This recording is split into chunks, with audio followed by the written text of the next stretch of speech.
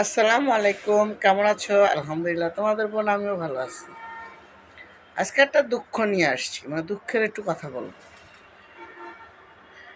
বাচ্চা যখন পেটে থাকে, ছেলে বাচ্চা হোক আর মেয়ে হোক, পেটে থাকতে লাথি মারলে মা খুশি হয়, আর আমার সন্তানটা ভালো আছে আমার পেটে। আর বড় হয়ে যদি সন্তান মাকে লাথি মারে, তখন মাকে কাইন্দা ওঠে, আমার ছেলের আমি এত কষ্ট করে মানুষ করলাম, আমার ছেলে আমাকে লাথি মারলো। পার্থক্য শুধু ওই দুই জায়গায়। এক জায়গায় প্রথমে পেটে থাকলে সন্তান যখন লাথি মারে, তখন মা হেসে ওঠে যে আমার সন্তান বাচ্চা আছে, আমার সন্তান ভালো আছে, আমাকে লাথি মারছে। স্বামীর কাছে বলে, জালের কাছে বলে, মার কাছে বলে, শাশুড়ির কাছে বলে। আর বড় হইলে সন্তান যদি লাথি মারে, মা কষ্টে কান্না করে ওঠে। এই বলে কান্না করে উঠে যে এত কষ্ট করে মানুষ করলাম, সন্তান বড় হয়ে আমাকে লাথি মারলো। পার্থক্য দুই জায়গায়। এবার আসি কথায়। কত সন্তান দেখবেন মাকে ভাত দেয় না, কত সন্তান দেখবেন বউর কথা ওঠা বসা করে, কত সন্তান দেখবেন বউ যদি বলে তোর মারে আজকে এই কথাটা বলবি, ওই কথাটাই ওই সন্তান বলে। যদি বউর কথায় মাকে কষ্ট দেয় না, বউর কথায় যদি মাকে কষ্ট দেয় না, এর চেয়ে কষ্ট কিন্তু কাছে আর ধরে না। আর ওই স্বামী যদি বলে না, আমার মাকে আমি কিছু বলবো না, যতটুকু করার তুই করবি, তোরা আনছে এই জন্যই, তুই ঘরের বউ হয়ে হইল, তুই ঘরের লক্ষ্মী হইল তুই। স্বামীর এক কথায় বউ ঠান্ডা, মা ঠান্ডা। কিন্তু ওই স্বামীটা যদি শুধু খালি বউয়েরই কথা বলে আর মার খালি দোষ ধরে, তাহলে তো ঘরে অশান্তি। ওই বউটা লাই পেয়ে জায়গা কই, কে আরে আমার জামাই তো আমার কথাই কয়, শ্বশুর শাশুড়ির কথা তো কয় না। তো আসলেই ঘরের মধ্যে কানের মধ্যে কান পরা দেয়। হ্যাঁ, কানের মধ্যে এসে কান পরা দিতে থাকে। তোমার আজকে আমার এটা করছে, তুমি ঘরে আসিল না, সেটা করছে, তুমি আসছো দেখো এখন ভালো হয়ে গেছে গা। মানে আছে তো কিছু সমাজে ভালো মন্দ মিলাইয়া সব কিছুই আছে। মা যেমনটা ছেলের জন্য ভালো ভালো, ছেলের বউ যেন ভালো থাকতে পারে, সেই কাজটা করতে হবে।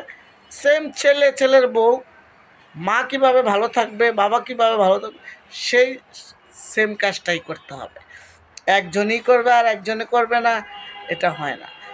তো যেটা আমি কথা বলতে চাইছিলাম, যে ছোটোবেলা পেটে লাথি দিলে মা খুশি হয়, আর বড় হইলে লাথি দিলে মা কান্না করে ওঠে। কেন কান্না করে জানেন?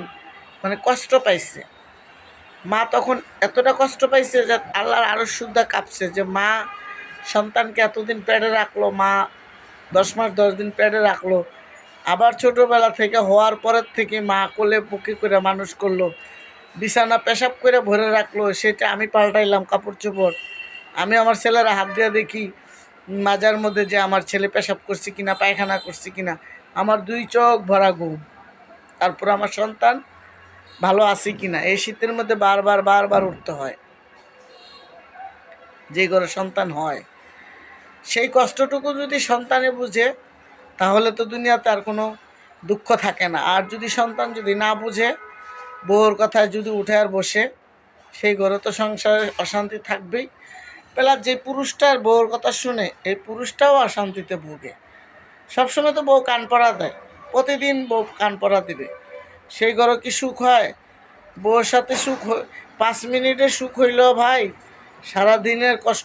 বউর কাছে 5 মিনিটের সুখের জন্য মায়ের সাথে অশান্তি করলেন, সেটার ভোগ কিন্তু আপনি একাই ভোগ করবেন, ওই বউ কিন্তু করবে না। কারণ বউয়ের মাও না, আর বউয়ের আপনার কিছু না, বিয়ে করা বউ, কাগজ কলমের বউ। কত বউ আছে দেয়া দে জায়গা বলে না, কাগজ কলমের বউ, সত্যিকারই ভালোবাসার বউ না। আপনি তাকে যদি তার কথা সাড়া দেন, তাহলে সে আপনার কথা ভালো। আর যদি সে কান কথা দেয়, আপনি কথা শুনেন না, আপনি মার কথা বলেন, তাহলে আপনি কালো। কি বুঝাইলেন? তো সবশেষে আমি একটা কথা বলবো, যার ঘরে মা নাই,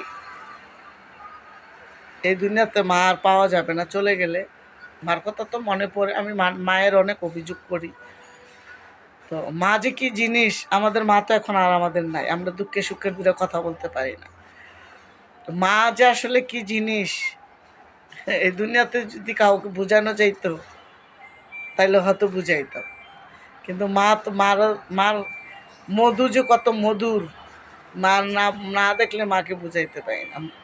আর এই যে রাগ করে মার কাছে যাই না, অনেকদিন হয়ে গেছে, কষ্ট লাগে। তো মাকে সম্মান দিবেন, মাকে ভালোবাসবেন, মাকে আগলিয়ে রাখবেন, মা কী খাইতে পছন্দ করে মাকে দিবেন। মার ভালোবাসার মতন এই দুনিয়াতে আর কিছু নাই। দুনিয়াতে যদি পেটের থেকে পড়লেই বলে মা, পেটেতে পড়লেই বলে মা দুনিয়াতে। তো সেজন্য বলছি মায়ের সেবা করবেন, মায়ের কথা শুনবেন, মাকে কষ্ট দিবেন না, মাকে দুঃখ দিবেন না, মাকে ব্যথা দিবেন না, মাকে যন্ত্রণা দিবেন। মারে খুশি করার জন্য 10 টাকার পান যথেষ্ট, 10,000 টাকার দরকার নাই। কিন্তু মা যখন কষ্ট পায়, দুঃখ পায়, ব্যথা পায়, যন্ত্রণা পায়। তো যাই হোক, আমি সব শেষে এক কথাই বলবো যে মা এমন একটা জিনিস, মার কোনো তুলনাই হয় না, মা বাবার কোনো তুলনাই হয় না। আমাদের তো মা, আমি তো মায়ের সাথে রাগ করে রাখছি। তো আমার সন্তানেরা অনেক সময় বলে, তোমার মা যে তোমার সাথে বেইমানি করছে, বাবা মা করো কেন? আমাকে কিন্তু এই কথাটা বলে। আসলে মায়ের কোনো তুলনা হয়? মা, আমি তো 3 সন্তানের মা। আমার সন্তানরা, আমি তিনটা সন্তানরা 3বার জিজ্ঞেস করি, খাইছস, কেমন আছস? আমার সন্তানেরা যখন আমাকে মা করে ডাকে, কত মধুর একটা ডাক, আমি তো বুঝি আমার মা মা ডাকাটা যে কত মধুর। আমরাও তো আমরা মায়ের কাছে এরকম। তো মায়ের কথা সবসময় মনে পড়ে, সবসময় মায়ের কথা বলি বা মারে আসতে বলি, মা আসবে না। মা এক কথাই বলে আমি ভালো না। তো আর তো কিছু বোঝানো যাবে না। মা যখন বলছে এই বাটফেরা ভাইটার কাছে যাইয়া যে মা ভালো না, তাহলে তো এখানে আর ভালো মন্দ বলে কিছু এখানে প্রমাণ করার দরকার নেই। মা বলছে ভালো না, ঠিক আছে? মা যদি বলে থাকে ভালো না, তাহলে এখানে তো সন্তান ভালো হইতে পারে না। এই জন্য আমি মার কাছে রাগ করে যাই না, তবে দূর থেকে মনে দোয়া করি আমার মায়ের জন্য আরও দীর্ঘজীবী হয়। আমার মায়ের সুস্থতা কামনা করি, আমার মায়ের যেন সুস্থ থেকে আরও কিছুদিন আমাদের মাঝে থাকতে পারে।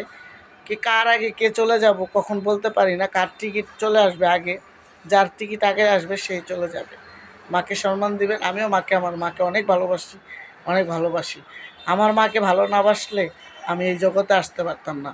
হয়তো জীবনে ভাগ্য আমার যেতটুকু আমার বয়ে নিয়ে আসছে, আমি সেই কষ্টটুকুই বয়ে নিয়ে আসছি।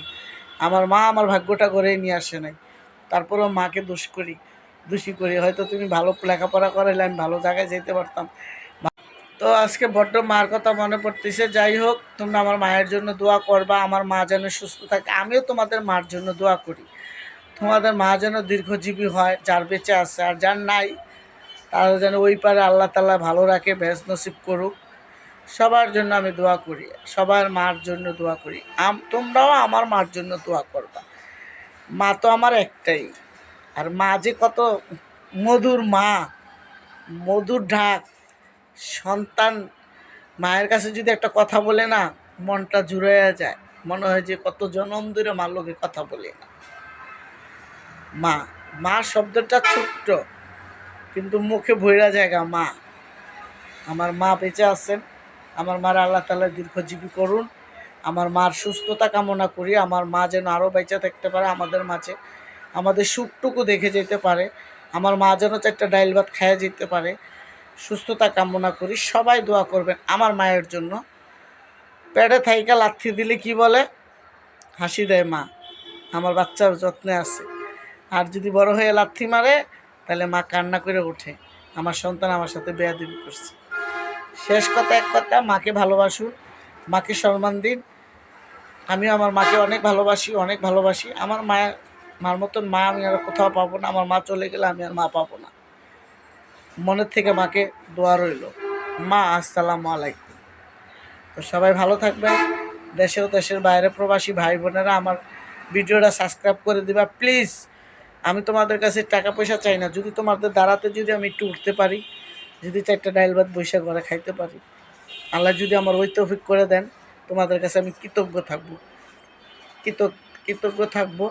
তোমাদের কথা সারা জীবন মনে রাখবো। তো ভিডিওটা আমার আজ এই পর্যন্তই। আমার ভিডিওটা বেশি বেশি করে শেয়ার করে